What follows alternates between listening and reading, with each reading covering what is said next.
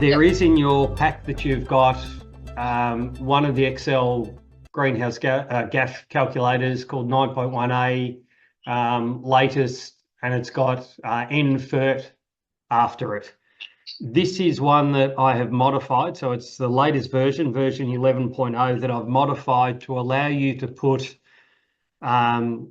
urea fertilizer that has nitrification inhibitors or urease inhibitors in them. They're highlighted in red, and I've got they're added by Cam Nicholson. And if you want to know, if you go to some of the other tabs, like the fertilizer and the leaching tabs, this is all the stuff that's sort of been built into the background to reflect that.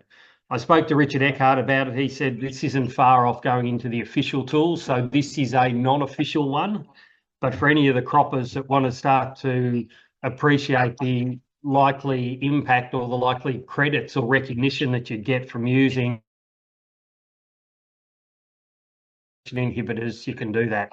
And you simply do it by, if you had 300 kilos of urea in there, you'd change that to 200, and you'd say have 100 kilos of what you'd applied in with nitrification inhibitors on it.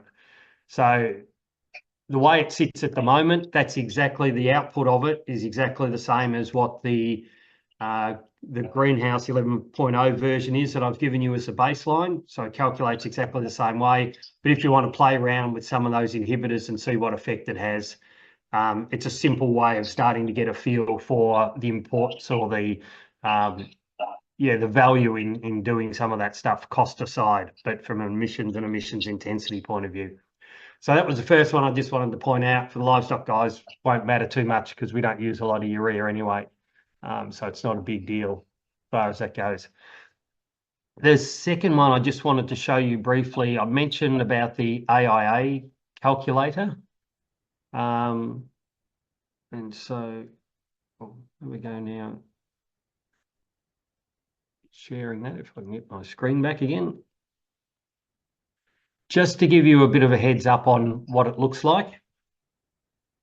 Now, you need to create an account to go into the AIA calculator. It's pretty easy to register. It's just a login password type stuff.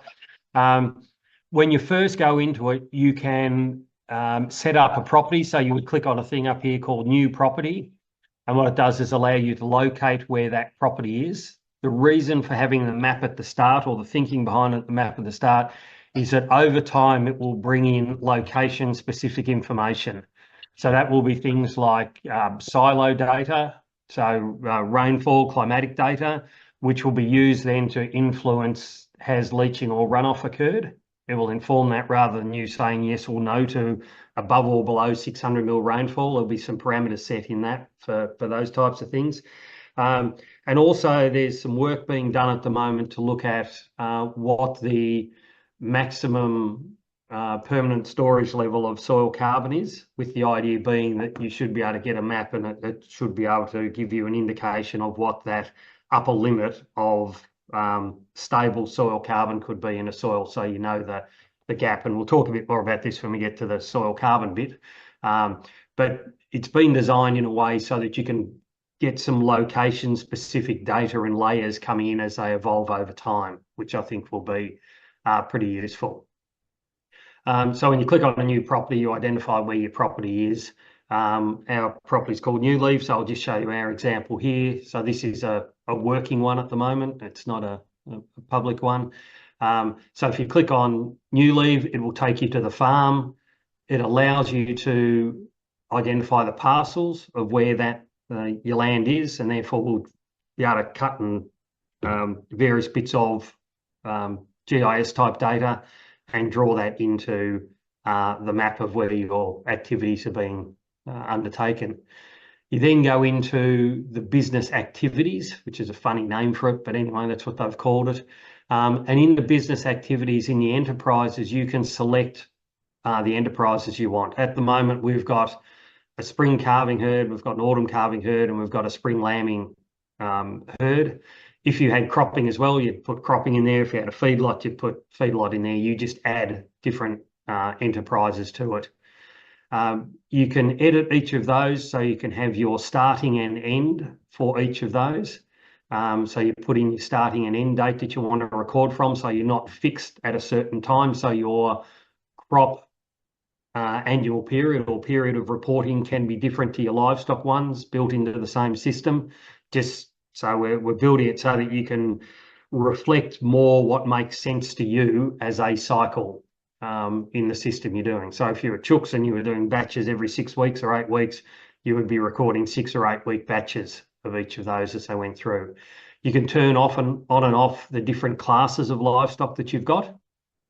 Okay, but when you turn a class of livestock on, and in this case, this is the breeding side of it, and you go to edit livestock, unlike the spreadsheet that you've got, it will bring up each month and ask you how many animals, what the weight of that animal is.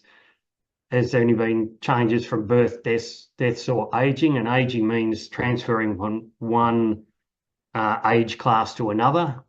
You can add sales and purchases in there. So when you click on that, it just asks you what year that was, what month it was, what class of animal it was.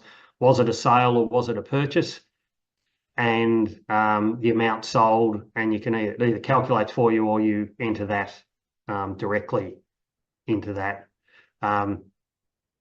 It also asks if it's a breeding operation, it'll ask you about when the cows start lactating. And you can also just put in key events. So if you wanted to sort of peg some of the key events, so you know, okay, we start calving in August and 25% had calved in August and 75% had calved in September, so it was a late August, September calving herd. You can just put those sort of things in, and you can put weaning in and you know, when you transfer a mob from one to the other, so you can track them on the way through. It's also got an option here for the month before you start to put a weight in, and that then will automatically change the inventory. So it will do an inventory adjustment for you, an inventory calculation, which takes out that big fluctuation that you can get in your emissions intensity calculation. So it's actually quite clever if you can put that in. Once you've done your first 12 months and you roll into the next 12 months, the last weight down here will be the weight that is entered in at the start up here. Okay, so once you've set it up once, it just rolls from one period to the next period to the next period. What I like about this is, even though it's a little bit tricky going backwards, you could start today and just say, right, I'm in October now, I know I've got X many of these animals, and you started that month, and then you just keep adding. And as someone suggested, and I recommend this to people, we do it every time we do our BAS statements, because we're handling sales and purchases. We just update our numbers over that 3 monthly period. It's also got a few clever features in it that if you've only got a live weight, say here when we weighed them and here when we weighed them, if you don't want to manually enter those, it will give you a linear change between those two and calculate the monthly weight change as part of that, because that's an important part of it. But you can override any of that as you see fit. And so things like when you click on auto fill blank and you know, things like that, it does a few clever things to avoid you making mistakes in your data entry. And there are alerts that come up if you've done things that look a bit odd as part of that. Okay. So that's part of it there. If we go back to there, you can also put trading in, works exactly the same way, but unlike the GAF tool that had the 3 columns, you can have as many columns as you like. You can change your different classes of livestock as you like. And even in something like this, in the sheep beef GAF calculator, you just had one lot for cattle, where here, if you had 4 or 5 different herds because they're doing different things, and in our example here, we've got a spring herd and a autumn calving herd, all of those things like when do you sell, what weights are they, when they start lactating, all of those sort of things are very different for the 2 herds. When you try and combine them, you've got to do a fair bit of brain power to make sure it works right in the old GAF tools, where here you just think of that herd and the things that are happening, and it will automatically piece those bits together. So it's reasonably clever like that. It showed you the trading. This is where you put your feed in. So did you use any of these sort of types of feeds as you were putting it in. And you can also change the quality of the feed. If you can remember, I made a comment about depending on which state you pick, you get a default value for your the quality of feed that you've got or quantity of feed you've got if it's a sheep operation. But if I click into something like this, it says each month what's the protein and what's the digestibility for those. And it allows you to adjust if you want to for different classes of livestock. So you might say have weaner lambs that you're putting on high quality lucerne or chicory or something else that you've got for those few months that is a much better quality than what the cows might be getting. You can modify that so different classes of stock can be exposed to different qualities of feed. If you don't want to go through all the detail there, you just ask it to pre-fill it and it will pre-fill it, which is exactly what it's doing when you pick your state in the old gaff tools. So it's built off the gaff tools with a few other bits and pieces in it as well. I'll just scoot back now, just finally to make through some of these. It needs a few other buttons on it so you can return to different screens a bit quicker. It also allows you to put your things like your fuel in. And so if we said fuel and you wanted to add it, you just go in there and you can say when that was, when you bought it and the period that it's being used over, what sort of fuel is it, how much was it, and any notes that you want to put in. There'll be a paperclip that goes with that as well. So if you're getting receipts and things like that as PDFs, you can just attach them to it. So if you ever got audited, you've got all the evidence built into the system, so to speak, and it will just add it up over a period of time. And it does the same thing with your energy stuff, electricity, and all of those sort of things as well. Fodders, same sort of thing. If we go in and look at a fodder that I've put in there, you've got your different type of fodder that you've picked, how much it is, when you purchased it, all of those sort of things. So, and that will keep an ongoing inventory of the products that you've got over time. So you don't have to keep thinking about it and transferring it across each year. That will just flow through. And then the last bit is where you then allocate some of these things to the different enterprises. So if you looked at something like the fuel, it says how much goes against your spring calving herd, your autumn calving herd. So if you've built those different segments of your business beforehand, this will automatically pop up asking you what proportion goes to each of them over that period and how much has been used.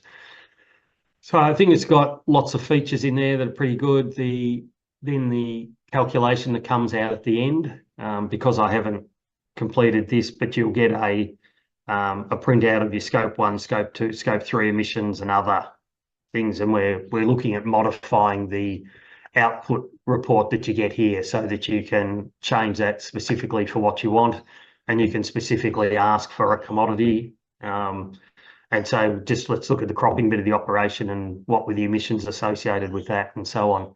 And you can export all of that stuff as well. You can change the dates on which you want to report. So you can pick start and end dates depending on whoever you're supplying to wants to know over whatever period of time. And you can pick your emissions based on which part of the business you want. So Rena's got some features in there which will make reporting much easier over time. I think better align with when we're handling some of this data, such as when you're doing your BAS statements and so on. So I think it'll be an important improvement. What I do like about it is when anything changes, so if things like the allocation of emissions from stubble or the percentage reduction you get if you use urease inhibitors on these fertilizers, if that changes nationally and internationally, it will automatically change in the calculator and it will automatically recalculate all of that in the background so that you'll be up to date. And as part of the reporting, you'll also be able to get reporting of trends over time. So when I showed you that emissions intensity line that we had over the last 15 years, you would start to create that year after year so you can follow the trends of how your business is tracking. So I think it's a pretty exciting development. It's just had a few hiccups of having enough horsepower to keep it rolling and developing over time. It's had a few stop starts on the way through, but I think it should be pretty useful in that emissions calculation story. I'll just pause there if there's any questions. Yeah, we've had one just in regards to whether you're able to upload a CSV file, about uploading other data from other platforms. I don't know the answer to that. I know there was some discussion to saying, wouldn't that be good if we can? So link it to other platforms that could just export data and then pre-fill them. I think we're a long way away from that, unfortunately.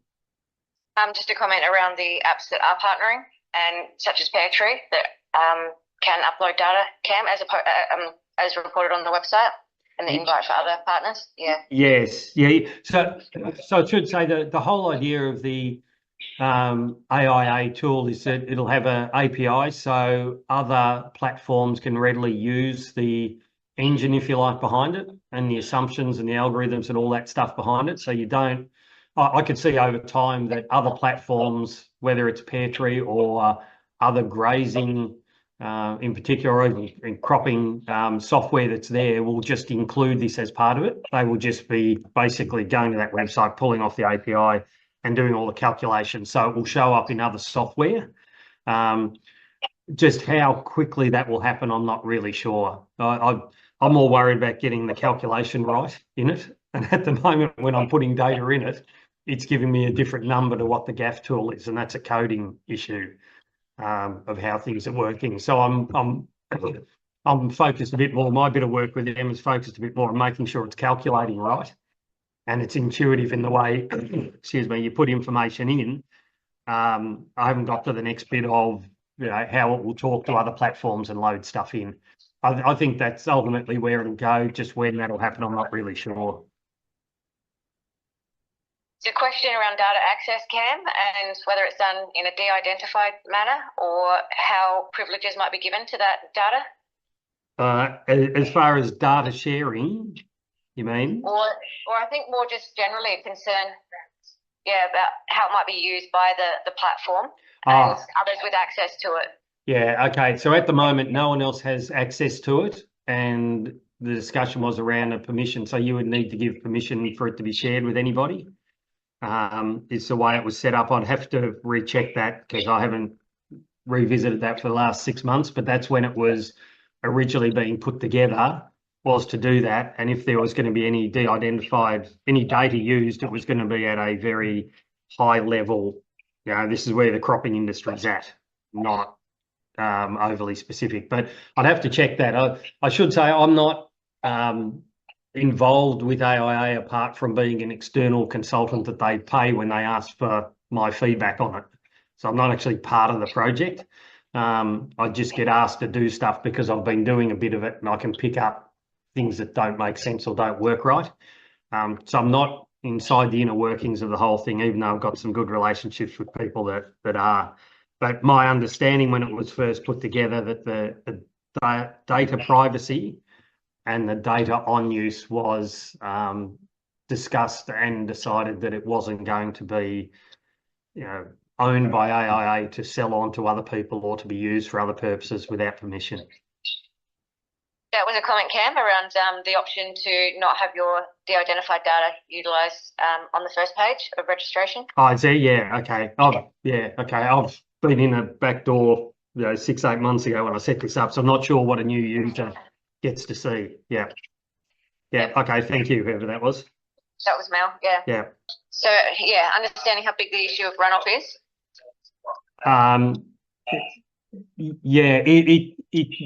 It used to make a big difference in version 10.7. Version 11, it makes far smaller difference, but still makes a difference. That's why I suggest to most people, I'd say no, answer no to is there leaching or runoff unless we've had some exceptional wet conditions.